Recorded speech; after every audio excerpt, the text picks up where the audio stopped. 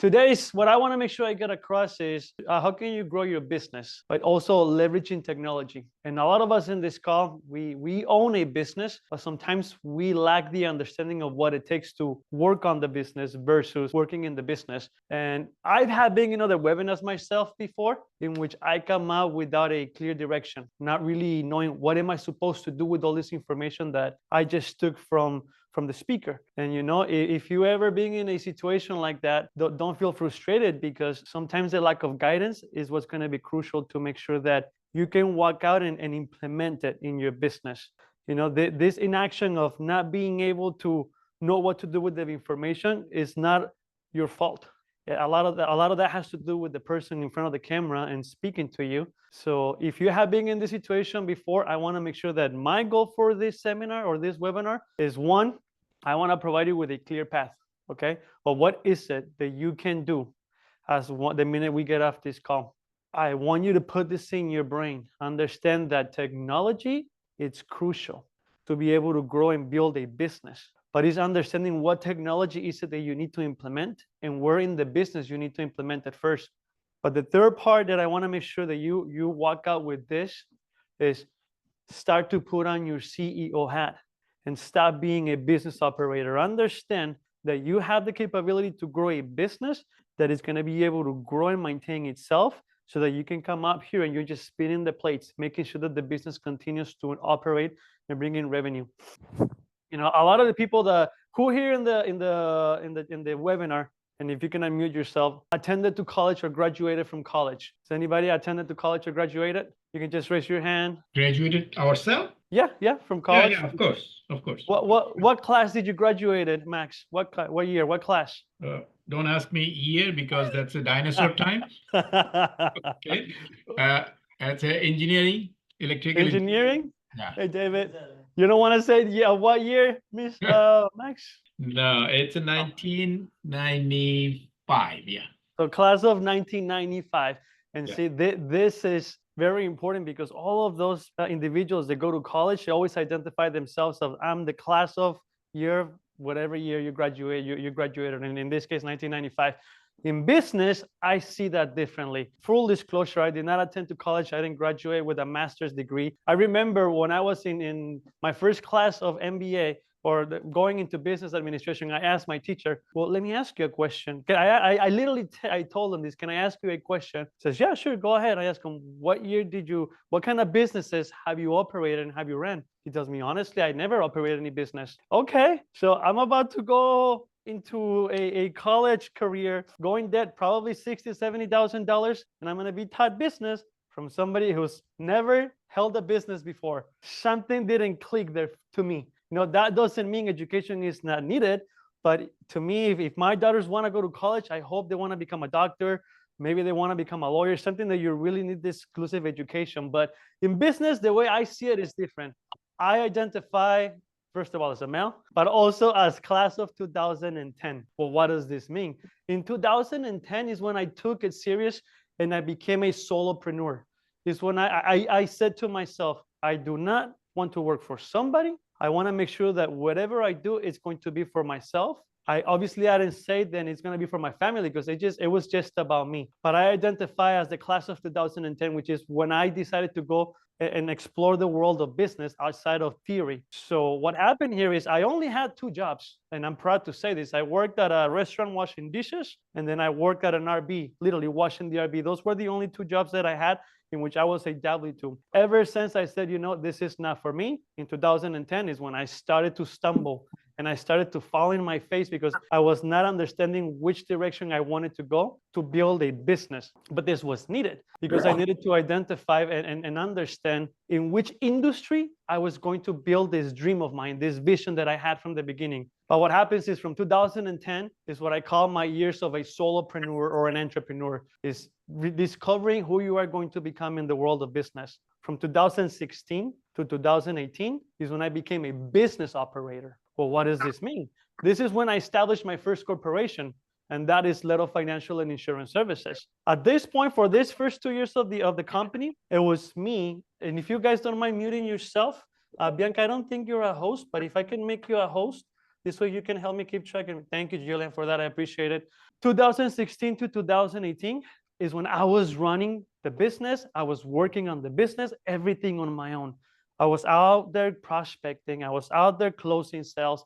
I was out there keeping track of commissions. I was doing everything. And this probably sounds familiar to some of you in this call. You're probably still doing all these things. But what happened? Something crucial and pivotal happened in 2018. From 2018 to 2022, I understood, wait a second, I gotta become the CEO of my business. I cannot keep on being the business operator like I have been doing since 2016. From 2022 to 2024 is when I put on a new hat of consultant. What do I mean by this? Everything that I learned from 2006, from 2010 to 2016 and 2018, I've been keeping track of every single thing that I've been doing to bring me to the point that 2018 was pivotal. It was pivotal not from the point that I was putting money in my pockets, but that's when I realized, wait a second, we're creating an economy here.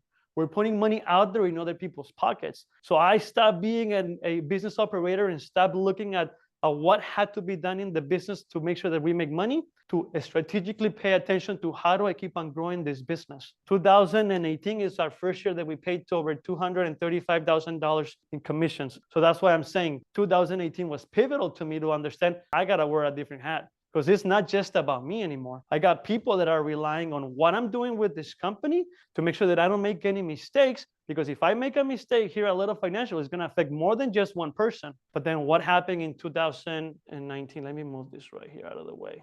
What happened in 2021? Well, at this year now, we pay $303,000. Okay, well, the scale is going up. 2022, we pay $462,000. 2023, we pay $590,000 in commissions. I didn't get to this point by myself. We got to this point collectively as a team, and by the grace of God, by him putting all the right people in my path. Hector, you're in the call, right? I didn't see if you're in the call, but I'm going to assume Hector is in this call. But what happens is if you want to grow and build a business, you have to surround yourself by people that are going to go in the same direction, which is not putting money in your pocket directly, but creating an economy. When you think about it and you put all these numbers together, it has been over $2 million in commissions that we have paid since 2020.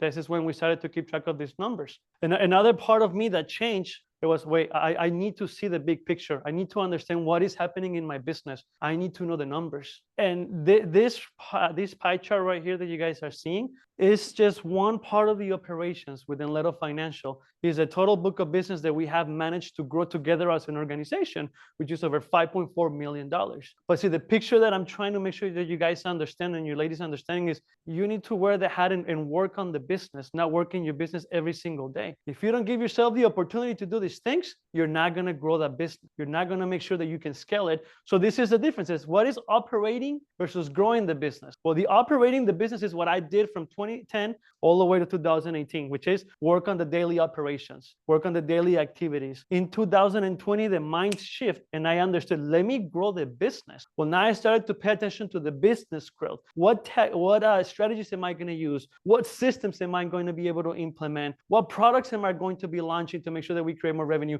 What other sources of revenue can I create within the same business to make sure that the business grows? But what happens here is now I freed up my time. I no longer have to be the one making the sales, doing the prospecting calls, doing all the training, every single time. So it became a balancing act that I understood what was happening because I was able to see it from the outside looking in. One of the challenges that I had when I was prospecting, and if you guys are still prospecting, is, well, what is the market that you're going to go after? Well, this by itself takes a lot of time because you're going to try to go maybe after restaurants, you're going to go after hotels, understanding your market. Once you understand the market, you got to craft the message. Once you craft the message, you got to go and market to these prospects that you've identified.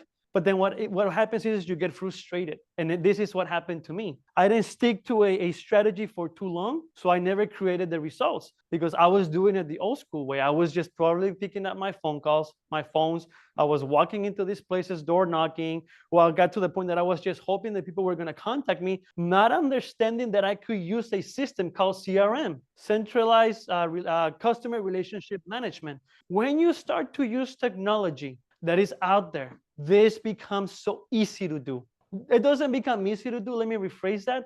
It becomes easy to structure. and being consistent in going after the new market that you want to go and you want to prospect. I'm still prospecting. If you think about it, what I'm doing right now with you guys, yes, this is an educational webinar, but it's in a way it's going to be a prospecting call because I know how I can help you guys structure your business.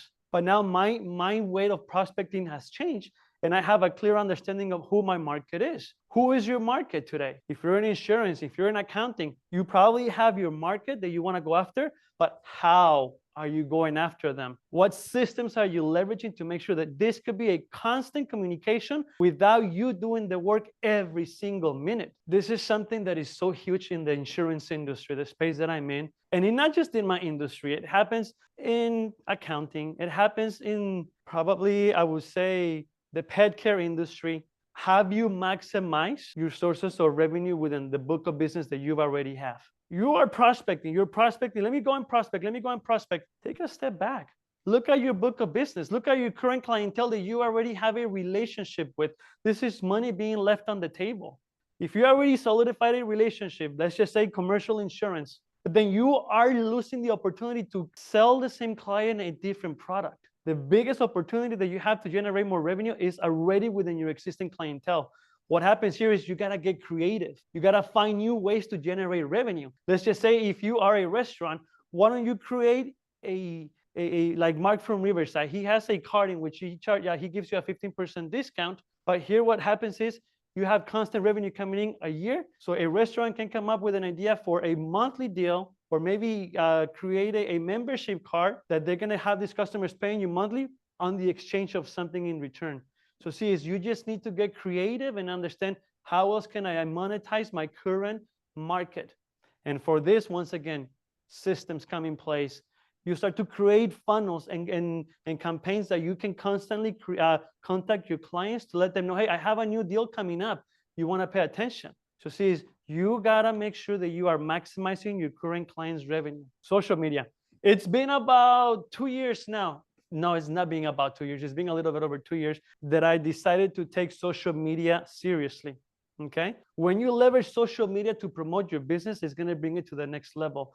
But here's two different things: is leveraging the social media, but managing the social media are two different things that you need to understand.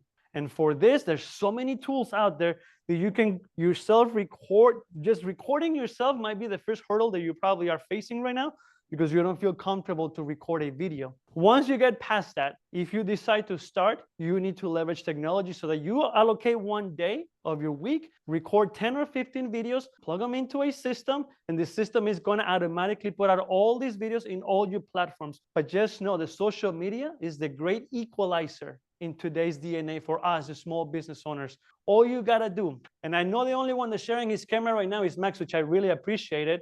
If anybody else can share the camera, that will be cool. I want you to just do this real quick. Share your camera for a minute, please. Come on, don't be shy. Don't be shy. Come on, Julian. Share your camera. Cynthia, you always share your camera. Come on. Don't leave me behind on this one. I think you open up your camera, Cynthia, but it's plugged.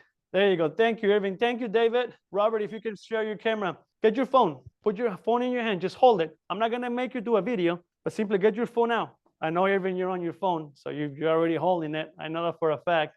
Grab your phone.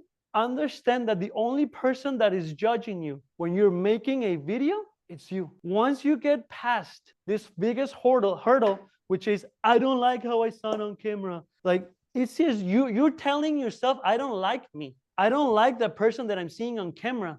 Guess what? It's you. You need to be confident in who you are and comfortable in seeing yourself on this phone so that you can go out there and put everything on and put out there in social media.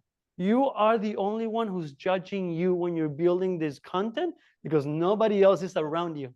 Have you thought about that? And when you put your content out there, most likely people are just going to skip through it. But you don't even give yourself the opportunity to see what the market is going to say about you or your message or your business. If you don't get to that point that you start to love yourself, understand who you are and what you are capable to bring out to the marketplace by using your phone, your business is not going to grow. Simple as that. But once you pass this hurdle, you need to implement technology, because it's another part-time job. Trust me, David has seen this. Bianca sees this. I block out 2 days out of the month in which I'm just out there recording content like crazy. But this has gotten us to the point that people are paying attention. So this goes to you. Leverage social media. This is what really happens here. You have too much in your plate. You have to make sure that you're running the operations for your business. Financial management. Okay, who is managing all your finances for the company? What systems are you using? I still work with businesses that are not even using Excel. 2024, what systems are you using? You have no idea how important HR is, because this, if you do have employees, if you don't have a good HR team working with you, this could be a lawsuit. Who's doing all the admin work for you? What admin work are you having to do in your business to make sure that it continues to operate?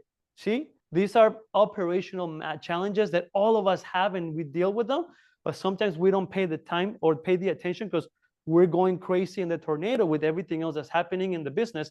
But if you want your business to grow, if you want to stop being an operational manager and put on the CEO hat, guess what you got to pay attention to? These things right here. And it's not just pay attention to them, it's work on them. But if you are going to work on them, what is it that you got to work on? What is it that has to get done? Understand the business. I don't know if any of you guys have thought about implementing technology, or if you are implementing technology, are you using it to its max potential? And I can tell you, obviously, everybody who works with us in the organization, Leto Financial, we set you up with a management system. We have set you up with different technology pieces that I know they're underutilized, and that's fine.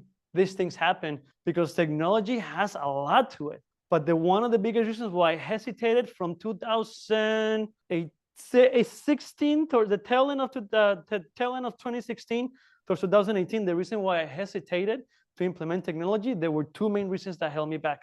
I don't understand the technology. I don't understand how am I going to implement it to help me operate the company. Hi, Cynthia. If you have a question, you can go ahead and stop me. Okay. No. I'm listening. It's just that I'm eating and listening. Okay.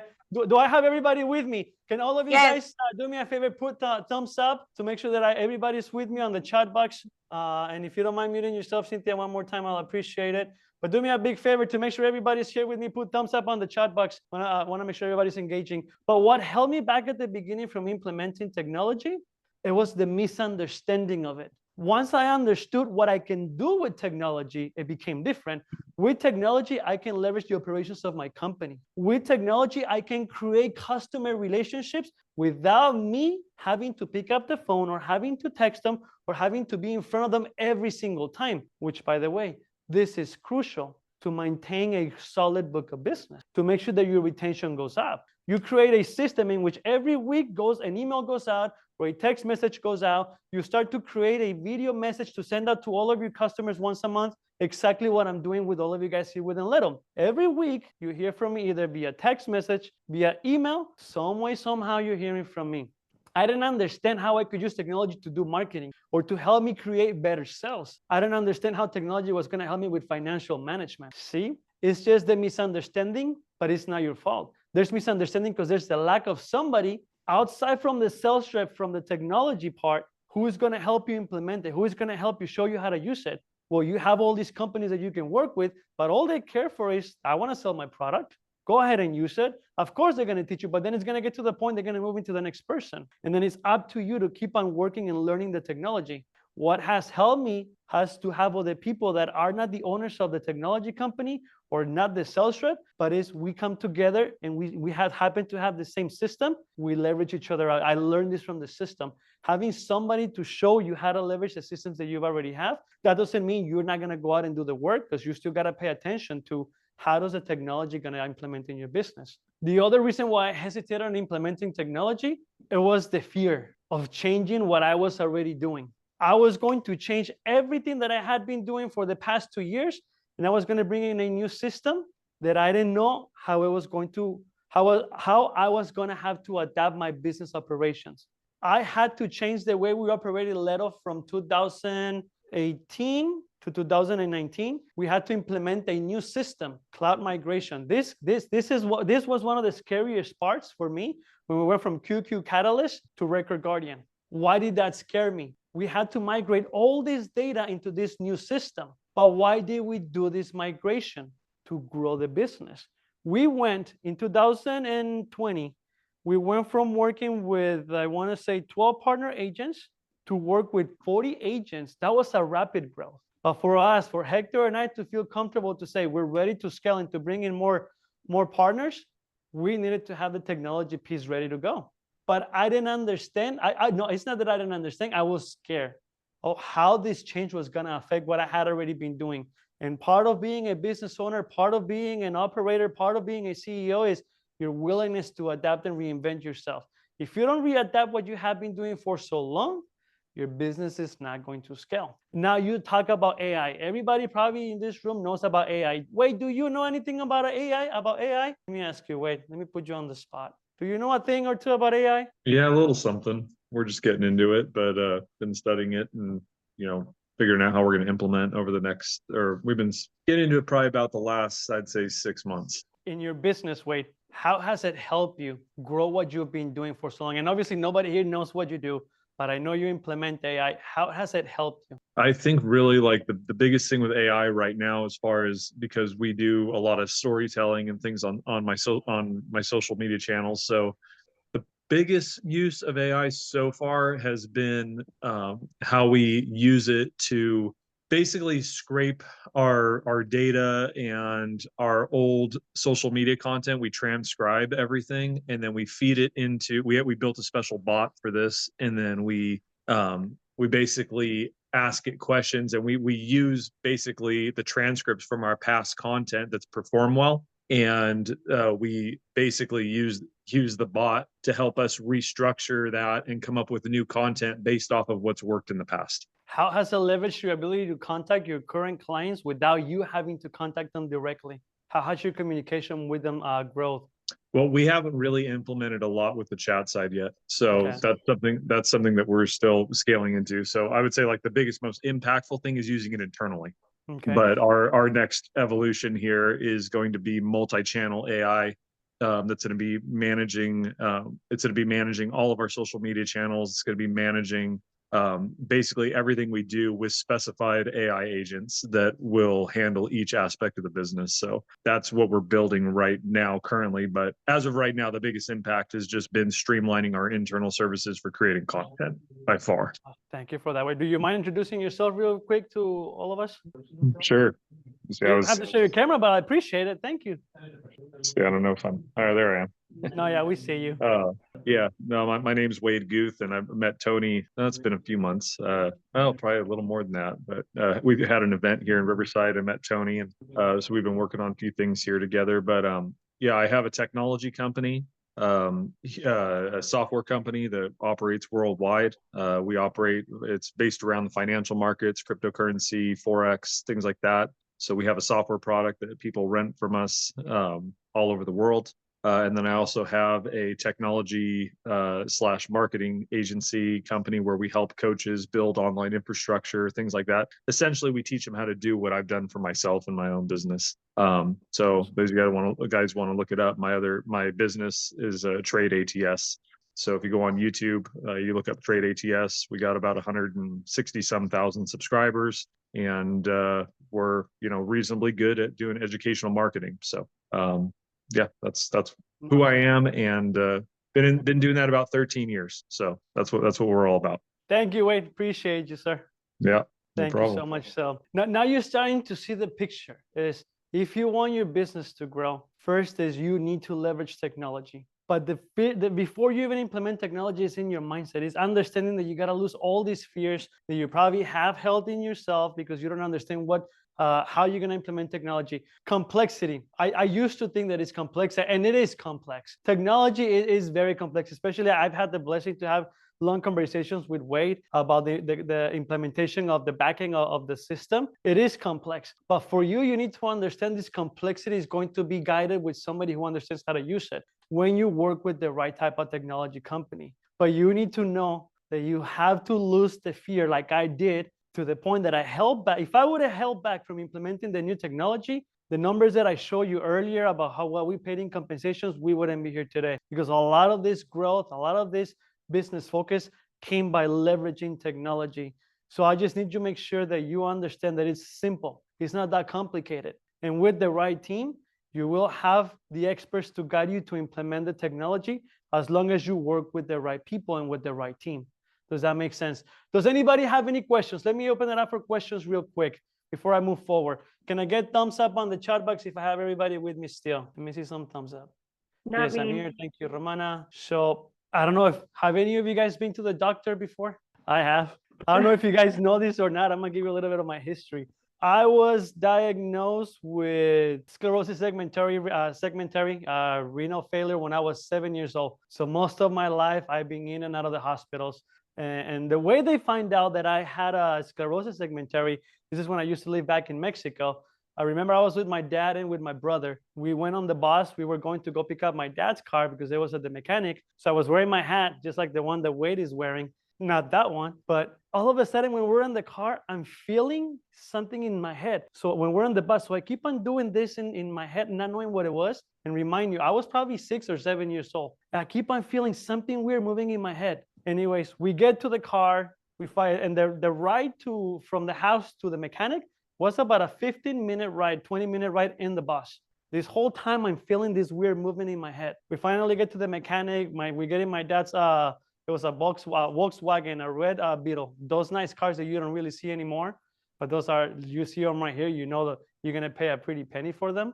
The minute we get in the car and we start driving back, I feel a really hot sting in my head. It's like somebody poked me with hot metal and it just went inside my skull. So I take off my hat and I start crying. My brother was in the front, I'm on the back. My dad pulls over and then he stops the car.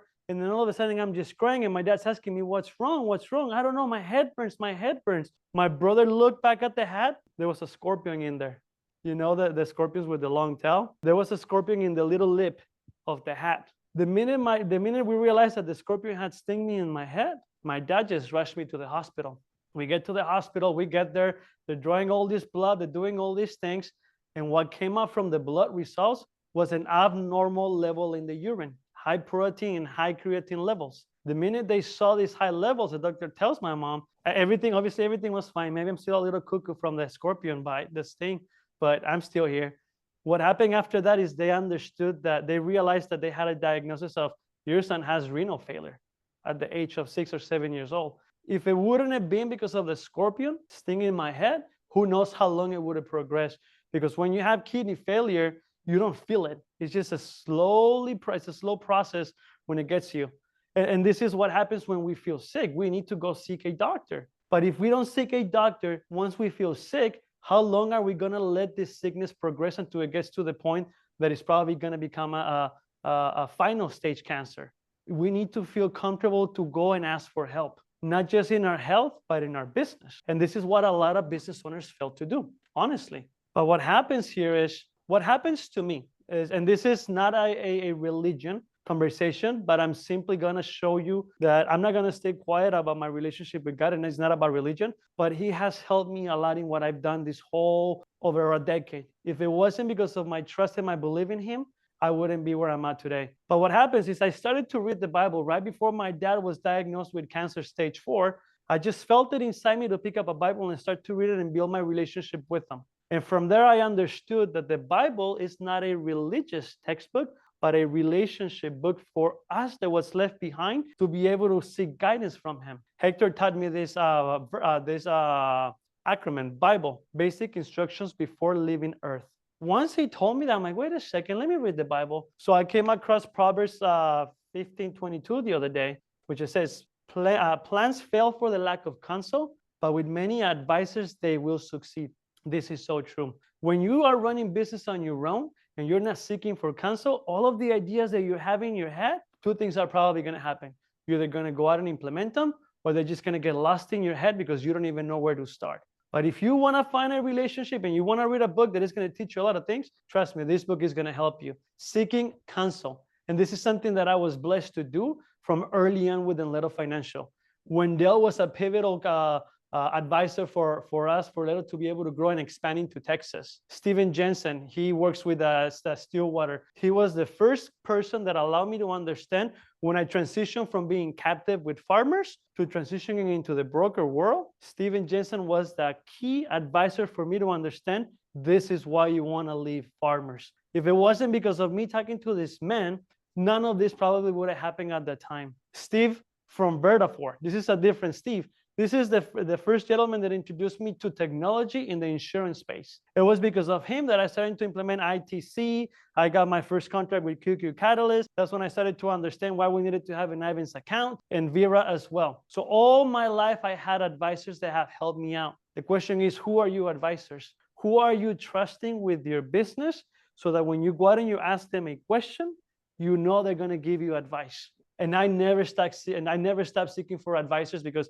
there's no way in this life that I'm where I want to be today. And one of the persons that has helped me out a lot lately and I'm probably starting to annoy him from so many questions I'm asking him, is Wade. You know, Wade obviously has done really good for himself for over 13 years. How long you said, Wade, you've been in the industry? Yeah, it's been just rolled over 13 years, literally like a month ago. And I mean, wait, have I annoyed you with all the calls that I keep on calling you and making? Be No, nice. no, not at all. I love what I love what I do, and I know you could tell someone who really likes what they do when they'll talk about it for free. And so I just, I geek out on the stuff. So yeah, not a problem. Thank you for that. But see, is we all need to seek counsel.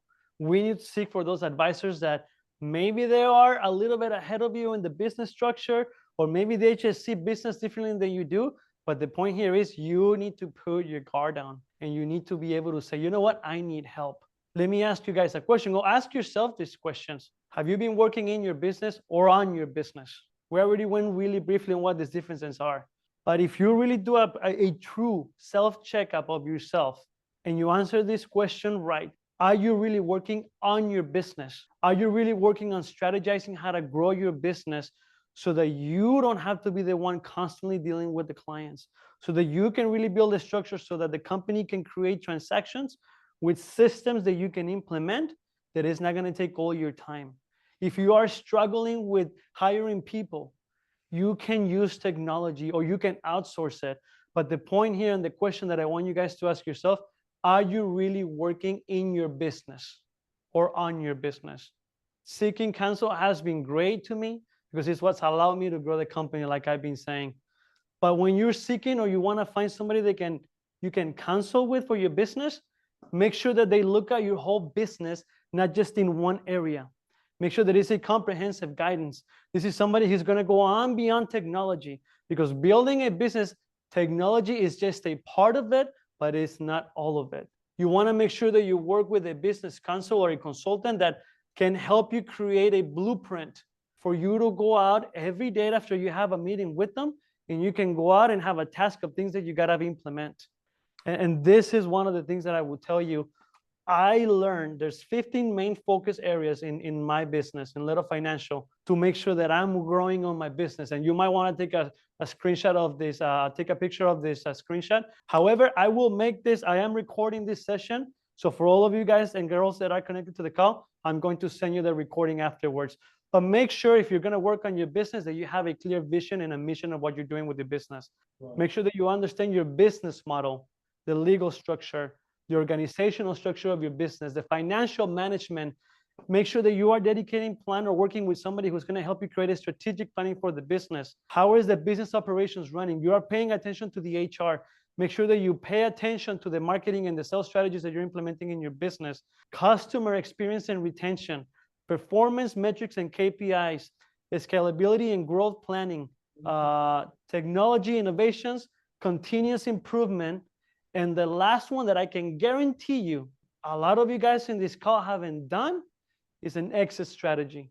If you don't have an exit strategy, everything that you've been doing could be just left behind for the government to come and try to tax the heck out of it. Make sure that you work on an exit strategy. One of the things that I'm really proud to say here at Little Financial that you guys know already, we do business evaluations. Once we do a business evaluation, we're going to help you set up an exit strategy. And this exit strategy is going to make sure that your business gets passed on to the right person when you are gone. But if you don't have the right key employee working with you, maybe you're going to want to sell this business before you get sick. But you don't think about any of these things because you're so busy working on the business day to day. And the exit strategy is one of the most essential pieces for all of you guys out here paying attention to this webinar. You don't want it to go to waste. But this is, once again, when I work with somebody in business consulting, this is just the breakdown of the things that I know I'm going to work with them. And obviously you can tell this is not just a 1 month or a 2-month project. This goes on from 3 to 6 months because we want to make sure by the time I'm done working with somebody, I'm leaving you behind with a blueprint in every single sector so that you can go out and continue to operate your business. Learn to ask the right questions and seek the right counsel. What are the next steps that you guys got to take? I don't know. I don't know what are your next steps. The next steps that you got to take are for you to decide. What are you really trying to do with your business? Are you going to keep on running and operating your business the way you have been running it for the past 10, 7, 3, 4 years? Or are you ready to start to build a structure and put on your CEO hat, leverage technology so that you can scale that business? That is for you to ask yourself. I want to open it up for questions. This is something that I have been working on, like I said myself.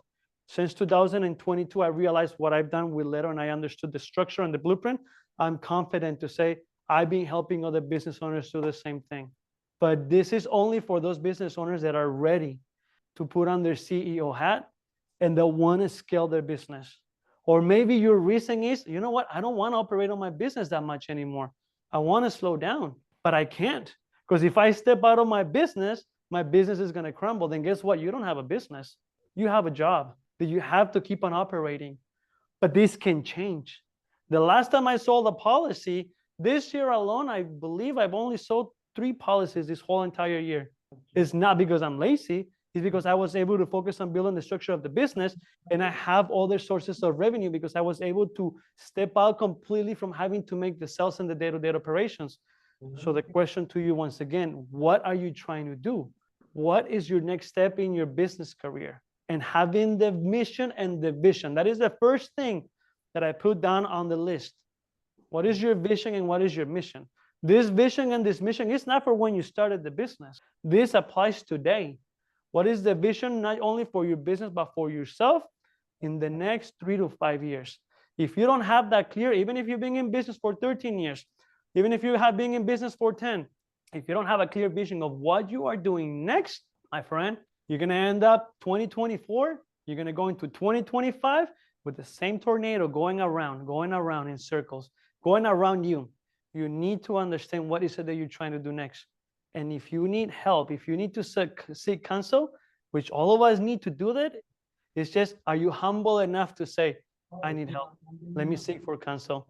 I'm comfortable to tell you I can help you guys out with this to help you structure and identify your mission and your vision for the next 3 to 5 years and implement technology. What I want to invite you, for all of you guys and girls that are within the little group, I want you to send me an email. All we got to do, the first step is, I don't want you to be in your office. I want you to take this next Zoom call for the first 45 minutes outside of your office. Because if you're taking this Zoom call from your office, you're going to shut down, you're going to ignore me, you're going to look to the side because shit's going to happen. Your phone's going to ring, a client is going to come in, you're going to get distracted. One of the things that I like to do when I start to work with a new business is the 1-week challenge. For the next 5 days, you're going to block out 60 to 75 minutes of your day along with myself, Monday through Friday, and you're not going to allow to work in your business. And this is why I tell you guys, either come to my office or disconnect from where you're at, because we got to strategize on all of these points that I just shared with you.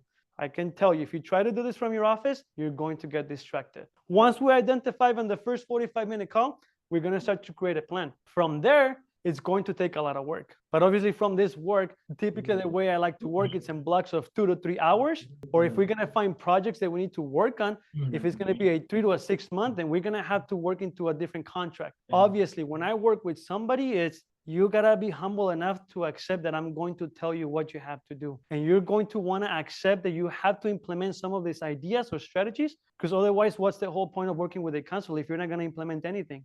Or working with a business consultant. What questions does anybody have? Well, we have lots of questions. Let's do it. Lots of questions. First of all, we want to find out, is this the service Letos Financial has a different line of business? So you didn't say anything cost or anything, how are you going to do? Yes, this is outside from Leto. This is myself and the consulting business that I do. This is Tony Gutierrez, the consulting services that I have. Similar to what we were pitched the last day of the strategy box, which I thank you so much for bringing it up. Max, I really do appreciate it. This is what I do outside of Leto Financial. is business consulting, because now we're not just looking at the insurance agency or the insurance industry. This is all the areas. I've been working with an Inland Christian Academy of Nursing. I work with a commercial cleaning company. I work with a beverage company. So this is outside of Leto Financial. There is a different fee structure. Thank you for asking that one. What other questions do you have? So first thing will be, we'll tell you the situation. That means where am I and where am I wanted to go? Then you will tell what needs to be Correct. done. Then you have it. It's going to be year long or something. I think it's going to be quite a long time you need. It does take time. It does take time. And that's why I like to eat. The way I like to work is by quarters, 3 months at a time. But to make sure that we first quarter is identifying what we're going to have to work. It's not the whole 3 months. Once we identify what the business needs, what you need, then the second half of the quarter we start to implement the strategies in certain projects. And we don't start to see results until after the second quarter. Things don't happen immediately. But at least at this point is we are coming up with a clear path of what do we need to implement versus not knowing what we got to implement. And this is the thing that I tell everybody, results are never guaranteed. You have no idea how many strategies I intended with Leto Financial that never panned out the way I thought they were going to, but yet I still got a result. Once I got the result, I pivot and I started a new strategy all over again. This is what it is to work on your business. Implementing strategies, measuring the results. And if it's not, and I can tell you 80% of the time, it's not going to be the result that you are looking for in your head, but you will still get a result. From there, you keep on scaling and you keep on building the company. So it's going to be two-part then. It's a concept one, planning. Other one is the technology. The title of your presentation, technology, like a CRM and all those things. So you have a list of the company. You will be suggesting those? Yes. Yeah. Obviously, the ones that I work with, the Wade is in this call because I'm working with Wade. The reason why I like working with Wade, his technology, his CRM, it's a la carte. We can design it for what your business is going to need versus going to, let's just say, a record guardian in the insurance industry. You have these boxes and sometimes it's not doing what you needed to do for your business. So when you work with a CRM that it can help you design it around what your business is going to need, you're going exactly after those points without necessarily having to have all these extra things that you're probably not going to need. And I can tell you a lot of the time, the person that I will advise you guys to work with for the technology part of it is going to be Wade. Yes. Okay, thank you. And now that's just one piece, Max. We still got to work on the financials of the company. How are you managing your financials? Do you have an exit strategy plan? All of those 15 points that I show you, we got to tackle them one at a time. It's a lot of work. This is why when I work with somebody, I become your employee. But we got to make sure that we are that we are making sure that all of these plans that we're coming up to, I'm going to show you how you have to start them, but it's up to you to do the work with the guidance. Does that make sense? Yeah. Any other questions, Max? No, next step is you are asking to send you an email, right? Yeah, send the email and schedule the first 45-minute call. There's no cost for the 45-minute call. This is the discovery. This is when we try to identify what you're trying to do with the business. And I start to draw a quick blueprint. Then the next thing is we got to look at a 2-hour section to now really dive deep. And in these conversations, I like to have them in person if we can. If not, we'll have to do them via Zoom. But once again, I don't want you guys being in your office. Or if it's going to be in your office, it's got to be outside business hours because I don't want to waste time in you being distracted in running the operations of the company. Thanks. Okay, thank you. Rob, you had a question? I did, but Max asked the question. So I was just wondering next step. So you do a 45-minute free consultation so you can customize through questions, kind of focus on priorities, what's next steps, where you're going to get the biggest bang for your buck, and then kind of lay out the fee structure. Is that what happens? Exactly. Yeah. Exactly. Okay, good. So you do a free 45-minute consultation that is. Yes, it typically goes over 45 minutes, to be Right. honest. Of course, but what that does then, it allows you to be able to really look at that comprehensive, holistic approach to the business on the Correct. discovery side. Yeah. Okay. Good. Correct. Thank you. Thank you, Rob. Irving, if you don't mind me putting you on the spot, I know you and I have been working together. And by the way, Irving is the new Leto partner agent here in the financial division, but he also has different businesses on his end. and we have started to work on the consultation approach. Irving, can I use you as a testimony right now on what it has been to work with me in the past 2-3 weeks in the consulting side for your businesses and yourself? Hey guys, yes, absolutely, Tony. It's been absolutely eye-opening for sure. It's definitely the guidance that I feel like every business needs, preferably as they're starting it.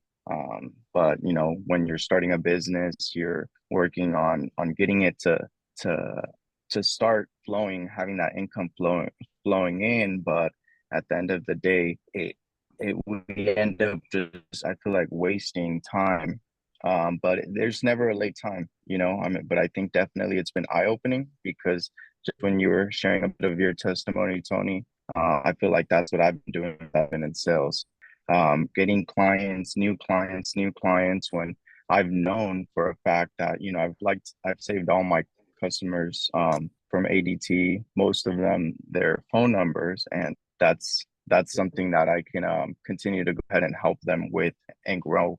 From implementing a CRM, how you were saying, and is this Wade? Wade's the one that has the CRM that you were mentioning? Yes. Yes. Okay. So yeah, this is definitely this is crucial for everyone's business. I've been going to business owners, you know, that run mechanic shops, and I'm sure they definitely don't have a CRM because they have paperwork everywhere, you know. So, and like you were saying, this is 2024, and to not even know how to like have just know how to use spreadsheets and all that stuff. I think that's it seems like a lot, but once you get it down, you have somebody actually teaching you the right way. I think I mean it's definitely very, very beneficial to your business. So I'm excited Thank you for to start implementing this. Thank you, Irving. I appreciate you. Thank you so much for that Sir, testimony. thank you. Well, we still got at least 5 more minutes, unless if nobody else wants to ask any questions. And this could be pertaining your business, not necessarily what is it that I'm going to do. If you have some questions that you might want to just take advantage of it right now, go ahead and ask me those questions. If you don't, then I don't want to hold everybody longer than what we have been doing it right now. Does anybody have any questions? I can say something real quick, Tony, if I Go ahead. No, please. like, Thank you. Wait, go ahead.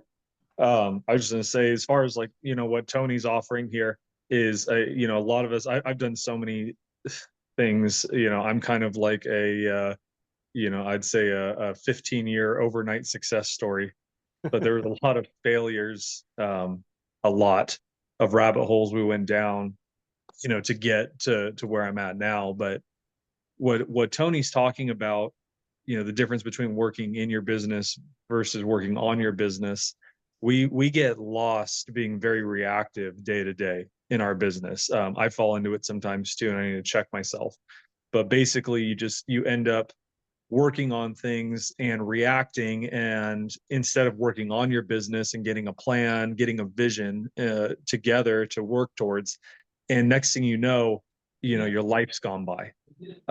Years go very fast.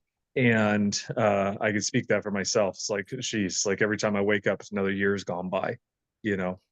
So what Tony's talking about here is getting a crystal clear vision as well. Understanding, what does your business look like in 6 months, in 12 months? Because when we don't have a crystal clear plan, then we can't reverse engineer the implementation to actually meet our goal. And so we end up spinning our wheels day by day because we don't have a clear focus. And so that's really, you know, a big thing here, you know, with working with Tony and doing, you know, what he's in, excuse me, I've been a little sick, doing what he does, you know, to help you guys is really about getting that focus. Because when you're clear on what facts are surrounding your business, you're clear on what's happening, then you know exactly how to remedy certain things. And then, and like Tony says, you know, getting consultation from multiple advisors, I can't say how beneficial that's been. I've spent a lot of money. I'd say probably just in the last few years, probably $20,000-$30,000 on consultation help, just learning, getting shortcuts from people that know more than me in certain segments of business, and it saved me so much time. Even if I just took away one nugget, you know, that was it was typically worth it. So anyway, just kind of feeding off what Tony says here, I can't whether you work with Tony or not, every single one of you should sit down in a quiet place with a pen and paper, analog, old school, and you need to the detail, design what your business looks like, what your life looks like, 3 months, 6 months, a year from now, so that you have a clear target. If you don't have a clear target, your mind doesn't know which way to lead you. You're just reacting day to day. So anyway, I just want to throw that out there because that's been hugely helpful for me once I really got clear on what it is I was trying to build. Thank you for that, Wade. I really appreciate it. And you know what you just said right now, it's so true. Just sit down in a quiet place. Even if you do it on your own, without having me there or anybody else to help you, just those 60 minutes a day. Shut everything off. Write it down. You have no idea how many notebooks I have that I just start to even doodle boxes. And those boxes help me understand which direction I'm going to go to next. Have that clear vision in your head and translate it into paper. That is going to help you so much to work on your business and to work on yourself. Because everything that you do in business, I always like to say this. I narrow it down to a formula once I understood and I had the gift of clarity, which that came from God. The formula is I, identify, V, visualize, S for structure, execute, and now you got to remain intentional. Identify where is it that you want to go. Write it down. Figure it out like Wade just said right now. Visualize it. Identifying it is one thing. Visualizing is you just saw the whole entire picture in your head. You saw yourself in these boardrooms talking to other people. You visualize yourself closing the big transactions, whatever it is you've identified, see it so clearly. And now what you got to do, the reverse engineering, that's what Wade just said. You structure the steps to get there. Okay, what if I already know where I want to go and I visualize it, you're working at it backwards, reverse engineering, structure the steps to get there. Once you structure the steps, this is where a lot of people fail. They don't execute. They don't start to take the action to make sure that all these steps that they structured to build that vision into a reality, they don't do them. But guess what? There's another step. There's a lot of noise going on. There's family, there's softball games, there's doctor's appointments, there's karate, or there is simple life happening. And then on top of that, there's the business. The phones never stop ringing. Something's always happening. And then on top of that, you're trying to build this new vision that you brought into reality. You're going to get distracted. You have to remain intentional so that this vision can come through and your next dream stops being a dream, is simply a vision. Visions come true. That's what I always like to say. Dreams don't, but visions do. Make sure that you have this vision. And this to me is the gift of clarity when I was able to see it from the outside looking in. Identify, visualize, structure, execute, and remain intentional. Thank you for that, Wade. I really appreciate that reverse engineering. It puts things in perspective. All right, everybody, it's 10 o'clock, it's 10:59. Unless anybody else has something that you might want to add or you might want to ask a question, I appreciate this hour of your time. Like I said at the beginning of the presentation, I want to make sure that you walk out of here knowing what you got to do next. And I hope that paints that clear vision. I thank you, everybody, for connecting this morning. Expect more calls like this to come through. And hopefully we get to work with all of you guys. Have a blessed day.